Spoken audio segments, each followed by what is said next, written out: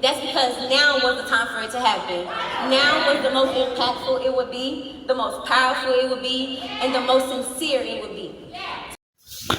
So truck fans, as you can see, Sha'carri Richardson was giving her own statement on what she thinks made her who she was today.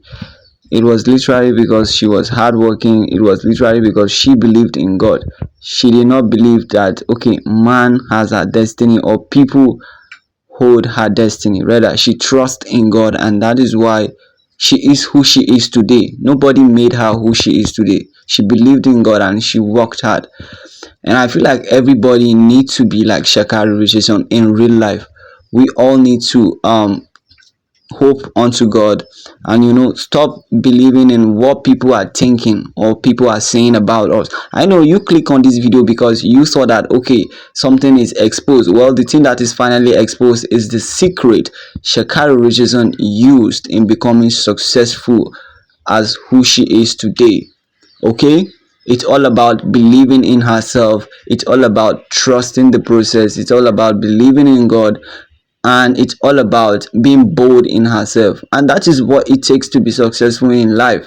Yes, people are going to laugh at you, people are going to say all kind of things that they want to say about you, but what matters the most is how do you look at yourself, how do you feel about yourself. That's what matters the most, no matter what they say. Look at Sha'carri Richardson. When she was starting way back in 2021, a lot of people were coming out and saying things about her, but look who she is today. And as you can see from this picture, she is holding two trophies.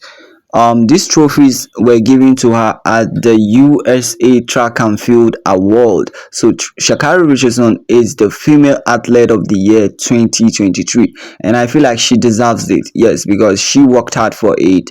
The secret to Sha'carri's success is completely hard work, believing in yourself, reflecting on yourself also, thinking about what you did wrong recently and correcting it, doing it right this time around. Let me know what you think in the comment section.